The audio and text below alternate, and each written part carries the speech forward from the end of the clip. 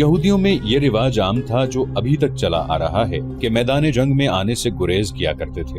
وہ ایسی چال چلتے تھے کہ اپنے دشمن کو آپس میں لڑا دیا کرتے تھے۔ اس کے لیے وہ دولت کے ساتھ ساتھ اپنی بیٹیوں کی عصمت بھی ایک کامیاب حربے کے طور پر استعمال کرتے تھے۔ یہودیوں کے معاشرے اور مذہب میں عصمت اور آبرو کی کوئی قدر و قیمت نہیں تھی، لیکن یہ لڑکی اپنی قوم سے بہت ہی مختلف ثابت ہوئی۔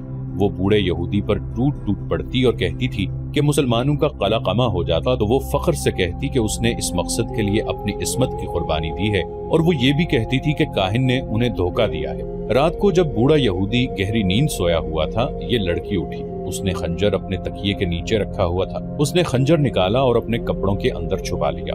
وہ دبے پاؤں باہر نکل گئی۔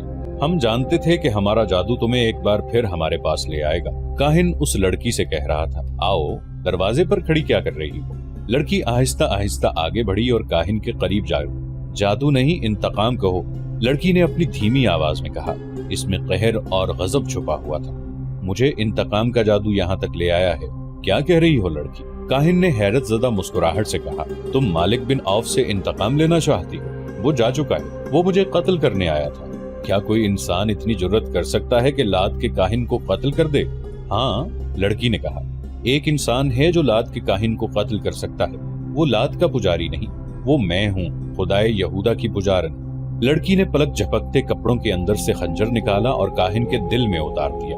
اس کے ساتھ ہی لڑکی نے کاہن کے منہ پر ہاتھ رکھ دیا کہ اس کی اونچی آواز نہ نکل سکے۔ لڑکی نے خنجر نکالا اور کاہن کی شہرگ کاٹ دی۔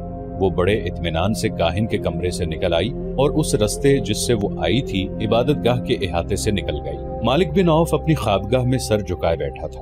اس کی چہیتی بیوی اس کے پاس بیٹھی تھی۔ غلام نے اطلاع دی کہ ایک اجنبی جوان عورت آئی ہے جس کے کپڑے خون سے لال ہیں اور اس کے ہاتھ میں خون آلود خنجر ہے۔ مالک بن عوف جو نیم مردہ نظر آ رہا تھا اچھل پڑا اور بولا کہ اسے اندر لے آؤ۔ اس کی اور اس کی بیوی کی نظریں دروازے پر جم گئیں۔ وہ جوان عورت دروازے میں آن کھڑی ہوئی اور بولی، جو کام تم نہیں کر سکے تھے وہ میں کر آئی ہوں، میں نے کاہن کو قتل کر دیا ہے۔ مالک بن عوف پر سناٹا طاری ہو گیا۔ اس کے چہرے پر خوف کی پرچھائیاں نظر آنے لگی۔ اس نے لپک کر تلوار اٹھائی اور نیام پرے پھینک کر لڑکی کی طرف بڑھا۔ اس کی بیوی راستے میں آ گئی۔ اس لڑکی نے جو کچھ کیا ہے ٹھیک کیا ہے، بیوی نے اسے کہا۔ تمہیں جھوٹے سہارے اور جھوٹے اشارے دینے والا مر گیا ہے، اچھا ہوا ہے۔ تم نہیں جانتی ہم پر کیا قہر نازل ہونے والا ہے، مالک بن عوف نے کہا۔ تم پر کوئی قہر نازل نہیں ہوگا، یہودی لڑکی نے کہا۔ کیا کاہن نے تمہیں کہا نہیں تھا کہ کاہن کا کوئی قتل نہیں کر سکتا، اور کاہن کی جب عمر پوری ہو جاتی ہے تو وہ دیوتا لات کے وجود میں تحلیل ہو جاتا ہے؟ اگر تم میں جرت ہے تو لات کے مجاوروں سے کہو کہ اپنے کاہن کی لاش لات کے وجود میں تحلیل کر دیں۔ اس کی لاش کو باہر رکھ دو، پھر دیکھو گدھ اور کتے کس طرح کھاتے ہیں۔ مالک بن عوف کی بیوی نے مالک کے ہاتھ سے تلوار لے لی اور پلنگ پر پھینک دی۔ ہوش میں آ عوف کے بیٹے، بیوی نے اسے کہا، اپنی قسمت اس شخص کے ہاتھ میں نہ دے جو ایک لڑکی کے خنجر سے قتل ہو گیا ہے۔ اس نے غلام کو بلایا اور اسے کہا، یہ لڑکی ہماری مہمان ہے، اس کے غسل اور آرام کا انتظام کرو۔ مالک بن عوف کے چہرے سے خوف کا تاثر دھلنے لگا۔ بیوی نے اس کے خیالوں میں انقلاب برپا کر دیا۔ صبح طلوع ہو رہی تھی جب شکست اور غم کے مارے ہوئے مالک بن عوف کو دو اطلاعیں ملی۔ ایک یہ کہ رات کو کاہن کا قتل ہو گیا ہے، اور مجاور یہ کہہ رہے ہیں کہ رات مالک بن عوف کے سوا کاہن کے کمرے میں اور کوئی نہیں گیا تھا، اور نہ رات کے وقت کسی کو وہاں جانے کی جرت ہو سکتی ہے۔ مجاوروں نے یہ مشہور کر دیا تھا کہ کاہن کو مالک بن عوف نے خود قتل کیا ہے یا قتل کروا دیا ہے۔ مالک بن عوف کو دوسری خبر یہ ملی کہ مسلمان جو طائف کی طرف بڑھتے چلے آ رہے تھے معلوم نہیں کدھر گئے ہیں۔ یہ خبر ایسی تھی جس نے مالک بن عوف کے حوصلے میں کچھ جان پیدا کر دی۔ اس نے تیز رفتار گھوڑوں پر 2-3 قاصد اس راستے کی طرف دوڑا دیے جو حنین سے طائف کی طرف آتا تھا۔ اس کے بعد وہ عبادت گاہ کی طرف چلا گیا۔ اس نے لوگوں کو بڑی مشکل سے یقین دلایا کہ وہ مقدس کاہن کو قتل کرنے کی جرت نہیں کر سکتا۔ لوگ پوچھتے تھے کہ پھر قاتل کون ہے؟ مالک بن عوف نے کہا کہ وہ قاتل کا سراغ جلد ہی لگا لے گا۔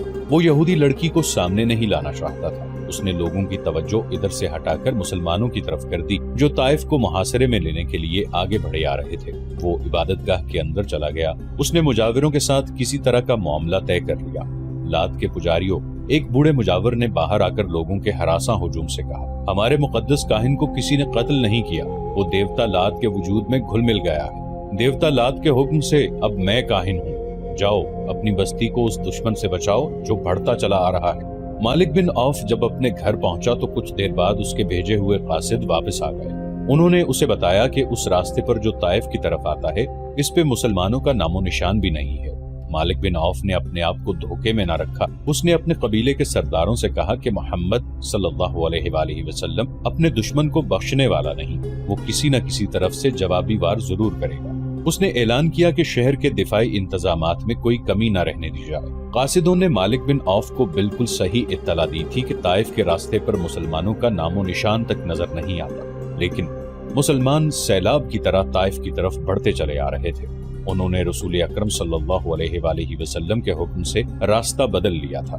بدلا ہوا راستہ بہت لمبا تھا، لیکن رسول کریم صلی اللہ علیہ وآلہ وسلم نے اتنا لمبا راستہ اختیار کرنے کا فیصلہ اس لیے کیا تھا کہ چھوٹا راستہ پہاڑیوں اور چٹانوں میں سے گزرتا تھا، کھڈ نالے بھی تھے۔ رسول کریم صلی اللہ علیہ وآلہ وسلم نے اپنے سالاروں سے کہا تھا کہ حنین کے پہلے تجربے کو نہ بھولو۔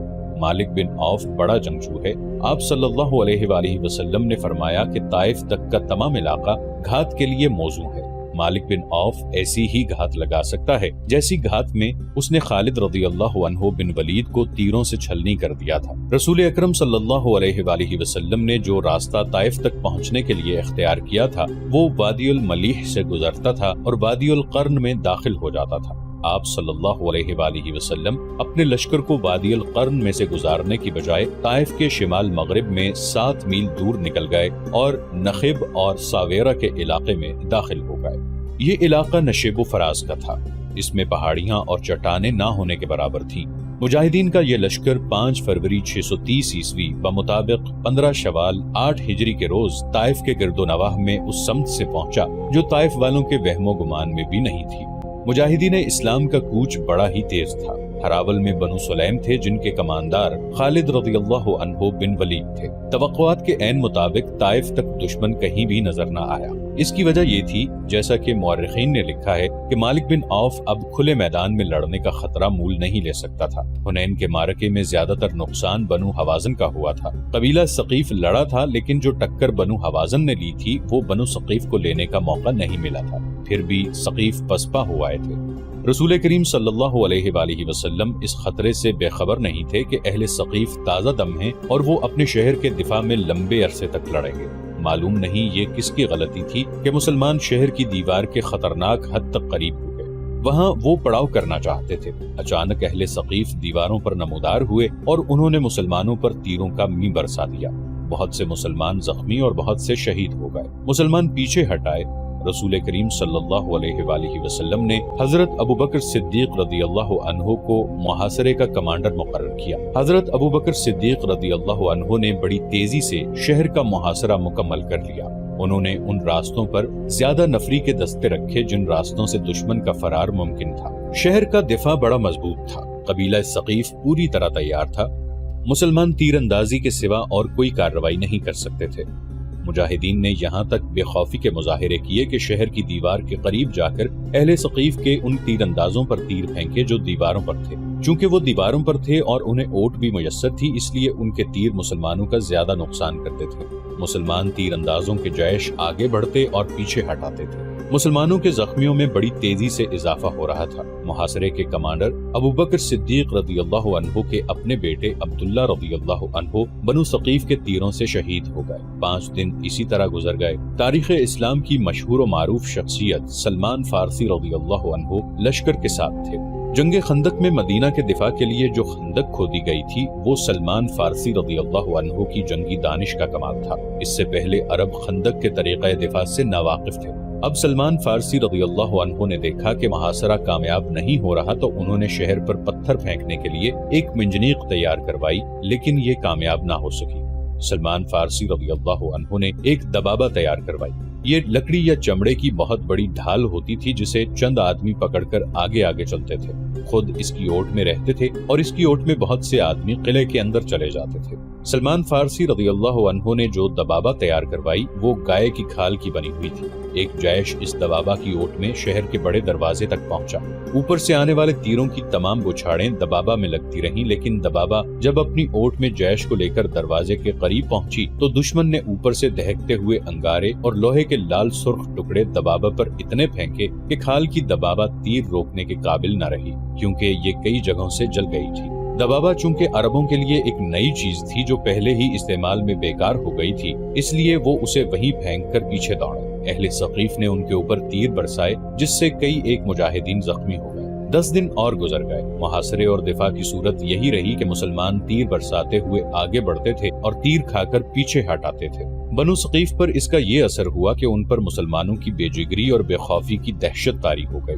یہی وجہ تھی کہ انہوں نے کسی طرف سے باہر آ کر مسلمانوں پر حملہ کرنے کی کوشش نہ کی۔ آخر ایک روز رسول اللہ صلی اللہ علیہ وآلہ وسلم نے اپنے سالاروں کو اکٹھا کیا اور بتایا کہ محاصرے کی کامیابی کی کوئی صورت نظر نہیں آئی۔ آپ صلی اللہ علیہ وآلہ وسلم نے سالاروں سے مشورہ طلب کیا کہ کیا کیا جائے۔ حضرت ابو بکر رضی اللہ عنہ اور حضرت عمر رضی اللہ عنہ نے کہا کہ محاصرہ اٹھا لیا جائے اور مکہ کو کوچ کا حکم دیا جائے۔ خود رسول کریم صلی اللہ علیہ وآلہ وسلم محاصرہ اٹھانے کے حق میں تھے، جس کی وجہ یہ تھی کہ مکہ کے انتظامات آپ صلی اللہ علیہ وآلہ وسلم کی توجہ کے محتاج تھے۔ مکہ چند ہی دن پہلے فتح کیا گیا تھا۔ خطرہ تھا کہ طائف کا محاصرہ طول پکڑ گیا تو مکہ میں دشمن کو سر اٹھانے کا موقع مل جائے گا۔ 23 فروری 630 عیسوی بمطابق 4 ذیقعدہ 8 ہجری کے محاصرہ اٹھا لیا گیا۔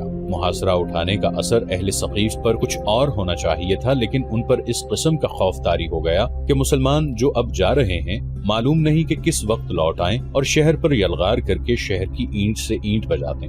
خود مالک بن عوف کی سوچ میں انقلاب آ چکا تھا۔ کاہن کی جھوٹی پیشگوئی اور معرکہ حنین میں مسلمانوں کی ضرب کاری نے اسے اپنے عقیدوں پر نظر ثانی کے لیے مجبور کر دیا تھا۔ مسلمان 26 فروری کے روز جورانہ کے مقام پر پہنچے، جہاں رسول کریم صلی اللہ علیہ وآلہ وسلم نے مال غنیمت اکٹھا کرنے کا حکم دیا تھا۔ اس مال غنیمت میں 6000 عورتیں اور بچے تھے اور ہزارہ اونٹ اور بھیڑ بکریاں بھی تھیں۔ فوجی ساز و سامان کا انبار تھا۔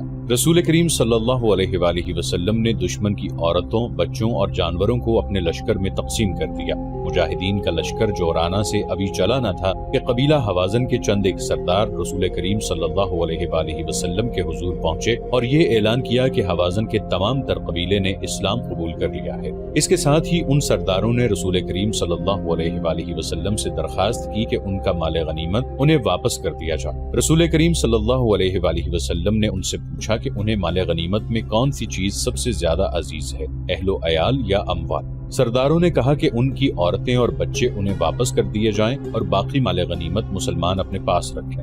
رسول کریم صلی اللہ علیہ وآلہ وسلم نے مجاہدین کے لشکر سے کہا کہ بنو حوازن کو ان کی عورتیں اور بچے واپس کر دیے جائیں۔ تمام لشکر نے عورتیں اور بچے واپس کر دیے۔ بنو حوازن کو توقع نہیں تھی کہ رسول کریم صلی اللہ علیہ وآلہ وسلم اس قدر فیاضی کا مظاہرہ کریں گے یا مجاہدین کا لشکر اپنے حصے میں آیا ہوا مال غنیمت واپس کر دیں گے۔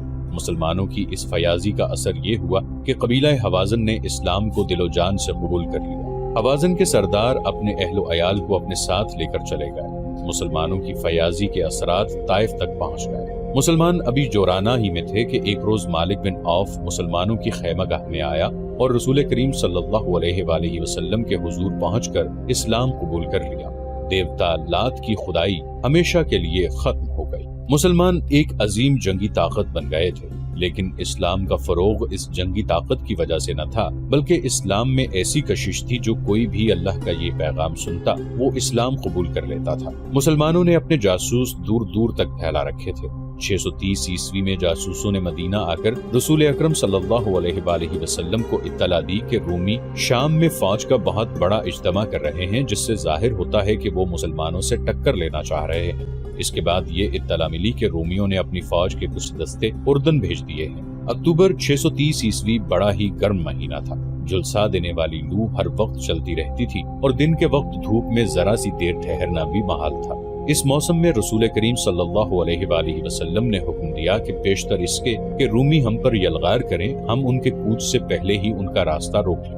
رسول کریم صلی اللہ علیہ وآلہ وسلم کے اس حکم پر مدینہ کے اسلام دشمن عناصر حرکت میں آ گئے۔ ان میں وہ مسلمان بھی شامل تھے جنہوں نے اسلام تو قبول کر لیا تھا، لیکن اندر سے وہ کافر تھے۔ ان منافقین نے درپردہ ان مسلمانوں کو جو جنگ کی تیاریوں میں مصروف ہو گئے تھے ورغلانا شروع کر دیا کہ اس موسم میں انہوں نے کوچ کیا تو گرمی کی شدت اور پانی کی قلت سے وہ راستے میں ہی مر جائیں گے۔ ان مخالفانہ سرگرمیوں میں یہودی پیش تھے۔ اس کے باوجود مسلمانوں کی اکثریت نے رسول اکرم صلی اللہ علیہ وآلہ وسلم کے حکم پر لبیک کہا۔ رسول خدا صلی اللہ علیہ وآلہ وسلم نے تیاریوں میں زیادہ وقت ضائع نہ کیا۔ اکتوبر کے آخر میں جو فوج رسول خدا صلی اللہ علیہ وآلہ وسلم کی قیادت میں کوچ کے لیے تیار ہوئی، اس کی تعداد 30,000 تھی، جس میں 10,000 سوار شامل تھے۔ مجاہدین کے اس لشکر میں مدینہ کے علاوہ مکہ کے اور ان قبائل کے افراد بھی شامل تھے جنہوں نے سچے دل سے اسلام قبول کیا تھا۔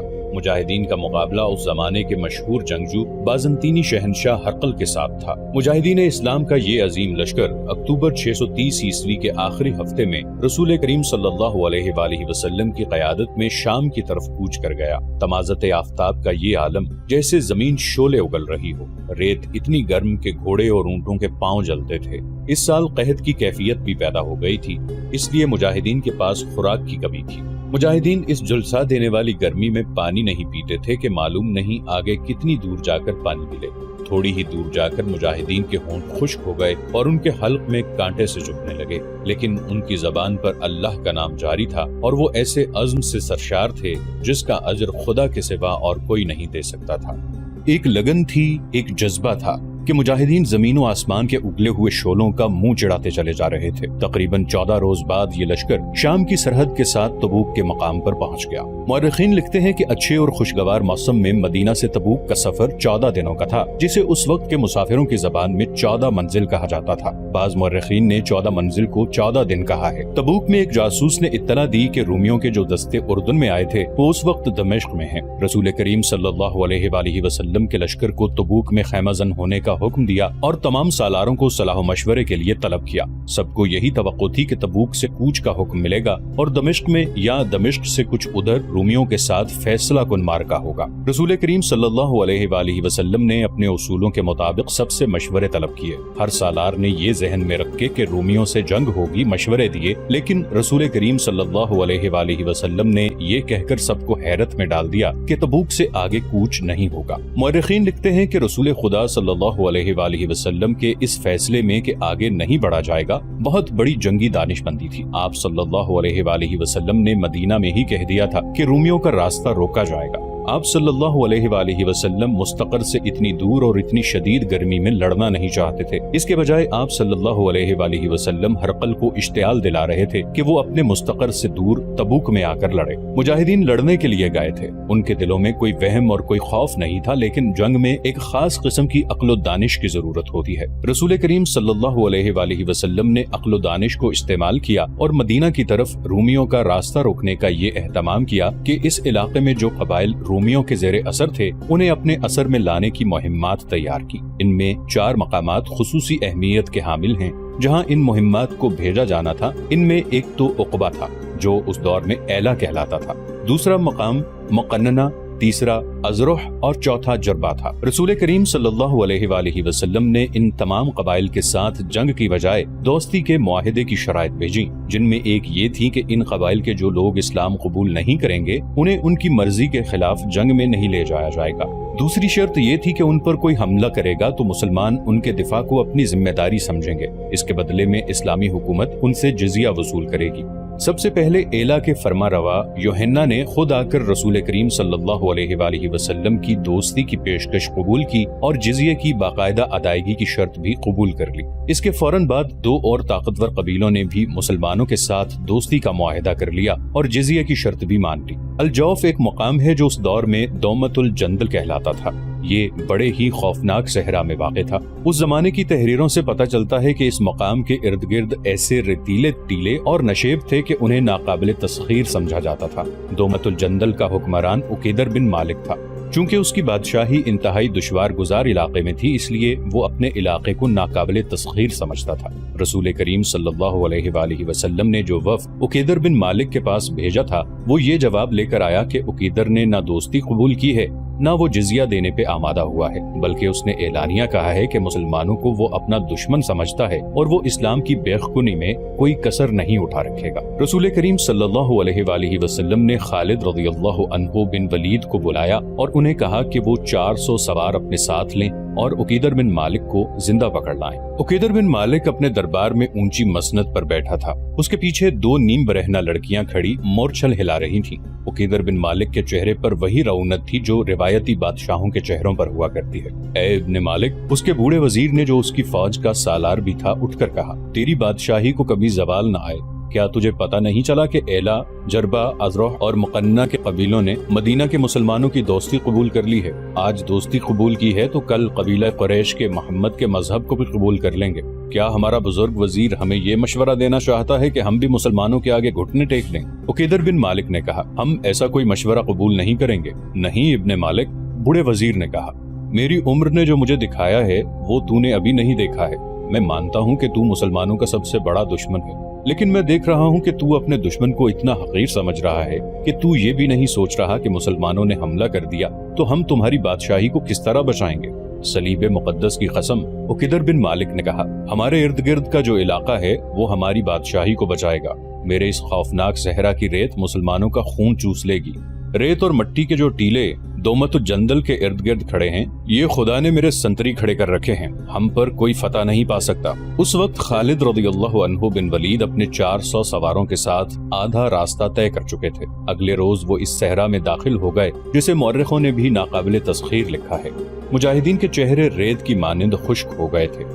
घोड़ों की चाल बता रही थी कि ये मुसाफत और प्यास उनकी बर्दाश्त से बाहर हुई चली जा रही है। लेकिन खालिद बिन वलीद रज़ियल्लाहु अन्हु की क़यादत मुजाहिदीन के दिलों में नई रूह फूंक रही थी। दोमतुल जंदल अच्छा खासा शहर था। इसके इर्द गिर्द दीवार थी। खालिद रज़ियल्लाहु अन्हु बिन वलीद उसके करीब पहुंच गए और अपने सवारों को एक वसी नशेब में छुपा दिया। मुजाहिदीन की जिस्मानी कैफियत ऐसी थी कि उन्हें कम से कम 1 दिन और 1 रात आराम की जरूरत थी। लेकिन खालिद रज़ियल्लाहु अन्हु ने अपने सवारों को तैयारी की हालत में रखा। सूरज गुरूब हो गया, फिर रात गहरी होने लगी। चांद पूरी आबोताब से चमकने लगा। सहरा की चांदनी बड़ी शफाफ हो गई। खालिद रज़ियल्लाहु अन्हु बिन वलीद अपने एक आदमी को साथ लेकर शहर की दीवार की तरफ चल पड़े। वो जायजा लेना चाहते थे कि शहर का मुहासरा किया जाए, जिसके लिए 400 सवार काफी नहीं थे।